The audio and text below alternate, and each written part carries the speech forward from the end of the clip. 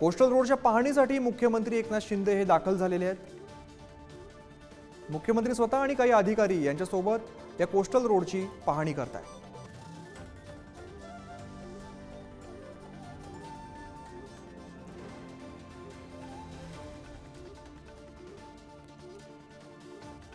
इथे एक दृश्य आपण पाहतोय, कोस्टल रोडची ही दृश्य आहेत। मुख्यमंत्री एकनाथ शिंदे इकडे पाहणी करण्यासाठी आलेले आहेत। कोस्टल रोडच्या कामांचा आढावा या ठिकाणी घेतला जातोय। अनेक अधिकारी सुद्धा या ठिकाणी आपल्याला बघायला मिळतात।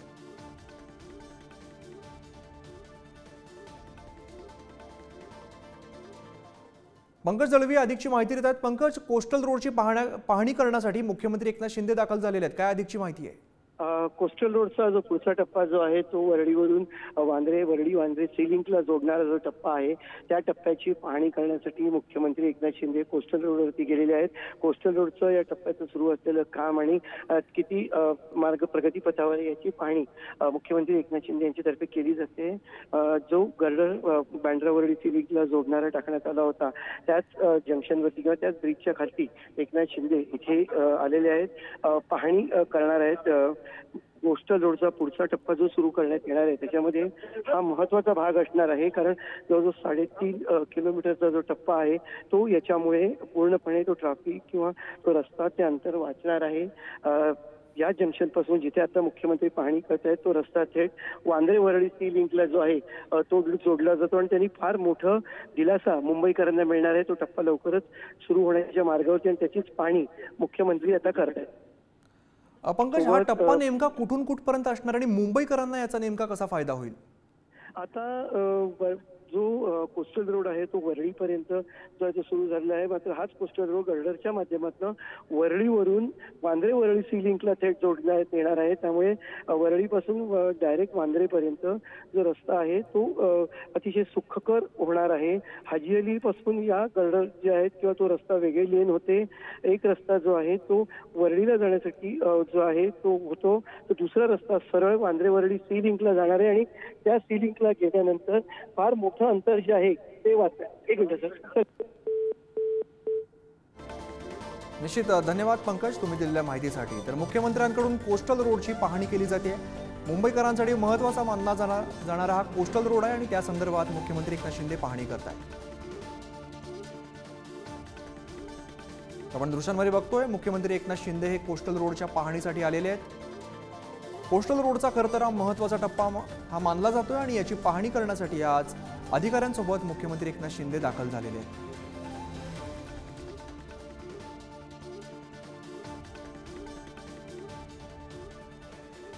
मुंबईकरांसाठी खरं तर हा महत्त्वाचा मानला जातोय, महत्त्वाचा टप्पा आहे आणि या कोस्टल रोडचं कामाच्या बाबतीत पाहणी करण्यासाठी मुख्यमंत्री एकनाथ शिंदे आलेले आहेत।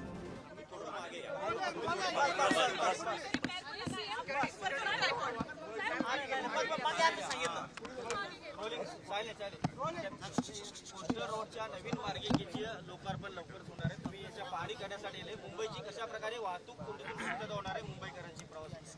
कोस्टल रोडमुळे आपल्या मुंबईकरांची वाहतूक कोंडीतून मोठा त्यांना दिलासा मिळतोय। आज पण हाजी अली ते आपण ह्या वरळी जवळपास 2.2 म्हणजे 2.5 किलोमीटर पोहोचतोय।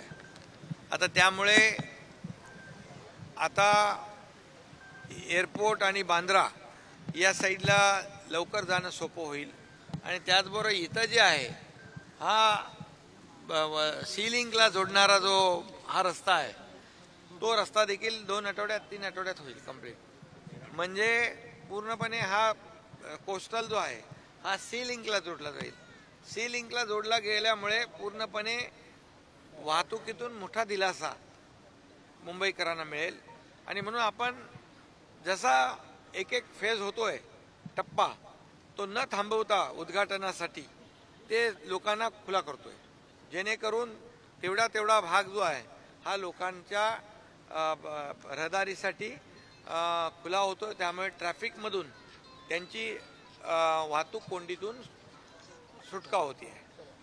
त्यामुळे हा कोस्टल हायवे जो आहे हा कोस्टल हायवे टप्प्याटप्प्याने आपण खुला करत चाललेला आहे।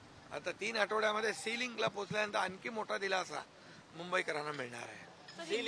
आणि नवीन एक जी आता जसं नरिमन पॉइंटची आपली हे आहे चौपाटी, तशी इथे आपण करतोय. पूर्णपणे जो प्रोमिनाड जो आहे हा किती किलोमीटर आहे जवळपास 7.5 किलोमीटरचा एक मोठा स्ट्रेच जो आहे हा चौपाटीसारखा लोकांना त्याचाही आनंद घेता येईल. त्या बाजूला गार्डन होईल, मध्ये मेडियनमध्ये गार्डन होईल आणि आपण जो हा आहे आपला रेसकोर्स आहे, रेसकोर्सचं 120 एकरचं जे सेंट्रल पार्क आहे, मुंबई सेंट्रल पार्क इंटरनॅशनल लेवलचं करतो वर्ल्ड क्लास, ते देखील आपण सबवेच्या माध्यमातून याला जोडतोय. म्हणजे जवळपास 300 एकराचं मोठं सेंट्रल पार्क मुंबईकरांना वापरायला मिळेल. हा फार मोठा प्रकल्प होणार आहे. सर आज आप रिव्ह्यू कर रहे हैं मरीन ड्राईव्हवरती पर्यंतचा हा रोड जो आहे तो आता लोकांसाठी खुला करण्यात आलेला आहे का? हो बिलकुल.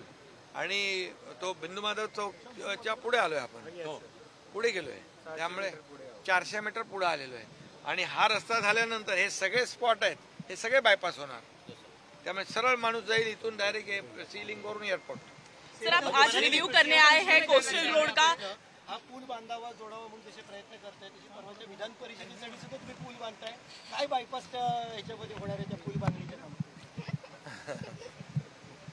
सिलिंग होणं थेट मरीन ड्राईव्ह म्हणजे वरळीला वळसा घालून जावं लागतं आता डायरेक्ट थेट, त्यामुळे तो पूल बांधला जाईल व्यवस्थित आणि त्याच्यामध्ये काही मध्ये अडथळे नाही आहेत. ते तो डायरेक्ट जोडला जाईल आणि जसं आमच्या लोकांना अपेक्षित स्पीड आहे गाडीचा, विजयाचा म्हणेन मी. सर हिंदी में बता दीजिए, आज कोस्टल रोड की रिव्यू आप कर रहे हैं, क्या कहना चाहेंगे, कब तक ये ETA है? कोस्टल रोड जो है मुंबई वासियों के लिए बहुत ही एक रिलीफ देने वाला, लोगों को राहत देने वाला ये प्रकल्प है. जैसे जैसे ये बन रहा है वैसे वैसे उसको ओपनिंग के लिए उसका इंतजार नहीं हो रहा है, क्योंकि लोगों को ये जल्द से जल्द प्रकल्प जो है यूज करने के लिए देना चाहिए. तो आज हाजी अली पॉइंट से लेके बिंदु माधव चौक के 400 मीटर आगे तक ये रोड जुड़ रहा है. अभी ये जो रोड है ये सीलिंग तक जुड़ेगा 3 हफ्ते में. तो ये सब जितने भी ट्रैफिक के पॉइंट है ये सब बायपास हो जाएंगे. अट्रिया मॉल है, बिंदु माधव चौक है आणि अजून एक स्पॉट है तिथे लोटस जेटी, तो ये सब बाईपास हो जाएंगे. तो सीधे लोग ट्रैवल करेंगे सीलिंग से एयरपोर्ट आगे. और इसलिए ये जो आज का है ये भी बहुत ही महत्वपूर्ण एक फेज है. ये जो स्ट्रेच है इससे भी लोगों को काफी राहत मिलेगी. सर अपोजिशन एलिज कर रहा है Worli hit and run case में, sir Worli hit and run case में कितना बड़ा गार्डन यहाँ पर. और दूसरी बात है, एक विशेष बात कि यहाँ जो प्रोमेनड है वो इतना बड़ा गार्डन बनेगा कि महालक्ष्मी रेसकोर्स 120 एकड़ जमीन कारपोरेशन को उन्होंने हैंड ओवर की है. वो 120 और ये 100 लगभग 80 ऐसे 300 एकड़ जमीन में world class Mumbai central park होगा. सबवे के साथ जोड़ेंगे हम. तो ये मुंबई में इतना बड़ा गार्डन लोगों के लिए ये पहली बार होता है. ये बहुत बड़ी अचीवमेंट है और एक हिस्टोरिक ये प्रोजेक्ट होगा. इसका भी फायदा लोगों को होगा क्योंकि मुंबई 24/7 चलती है. थोड़ा तो आराम चाहिए उनको, थोड़ा ऑक्सीजन पार्क चाहिए बड़ा. तो ऑक्सीजन पार्क 300 एकड़ में ये बड़ी अचीवमेंट है, बड़ा प्रकल्प होगा. Worli hit and run case में sir, Worli hit and run case में अभी अपोजिशन जो है वो एलिज कर रहा है कि कवर अप करने की कोशिश की कहीं ना कहीं. देखिए अपोजिशन हमेशा आरोप करते रहती है. उनके पास आरोप के सिवा दूसरा कोई काम है? हम लोग कंस्ट्रक्टिव काम कर रहे हैं, हम प्रैक्टिकल काम कर रहे हैं और लोगों के बीच में देख रहे हैं हमारे कितने प्रोजेक्ट शुरू है.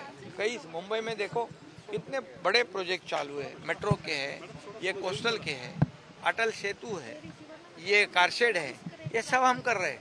ये अपोजिशन को दिखाई नहीं देते. हिट एंड रन में मैंने पहले दिन से इंस्ट्रक्शन दिए हुए हैं.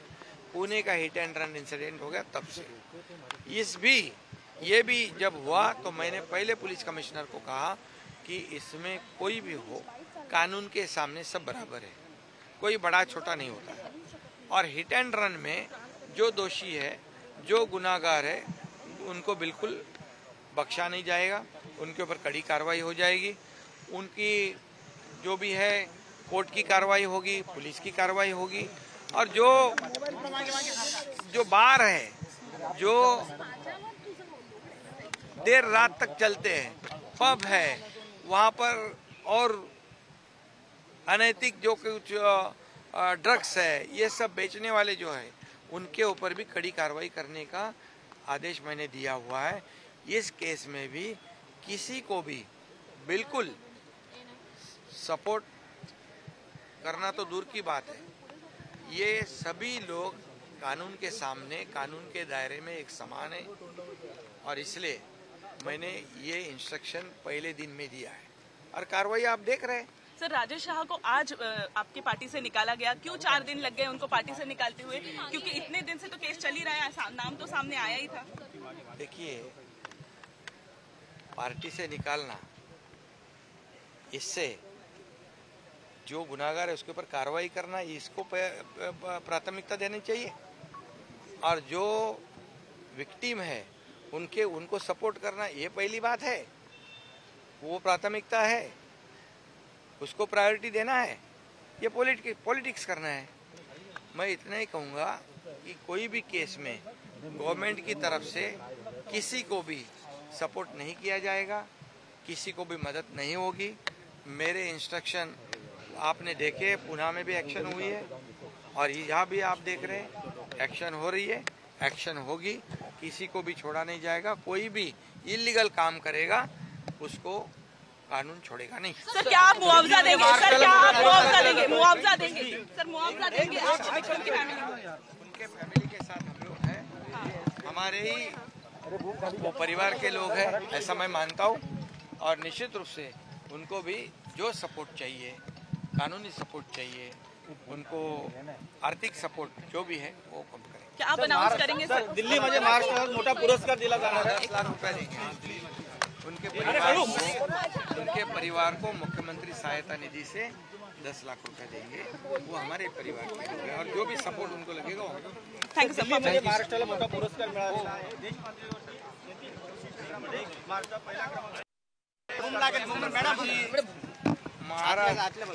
महाराष्ट्र सरकारला, राज्याला एक अतिशय महत्वाचा आपने लिया वैसे कृषी वैसे पुरस्कार लिया?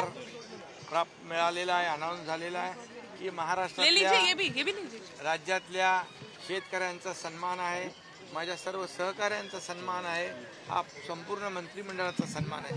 कारण शेतकऱ्यांसाठी ज्या योजना आपल्या सरकारने सुरू केल्या, आज कृषी क्षेत्रामध्ये जी आपण प्रगती करतोय, जे शेतकऱ्यांचं जीवनमान उंचावण्यासाठी ज्या योजना आपण केलेल्या आहेत आणि जे मोठ्या प्रमाणावर पर्यावरण समतोल राखणं, त्यासाठी मोठ्या प्रमाणावर वृक्षारोपण करणं आणि या कृषी विभागामध्ये नवीन नवीन रिफॉर्म्स आणणं, हे आपले सरकार करते। त्यामुळे आजचा पुरस्कार मिळालाय, मी त्यांना धन्यवाद देतो। खऱ्या अर्थाने मी मगाशीच म्हणालो की शेतकऱ्यांचा सन्मान आहे आणि म्हणून हा पुरस्कार मी बळीराजाला समर्पित करणार। ठीक आहे।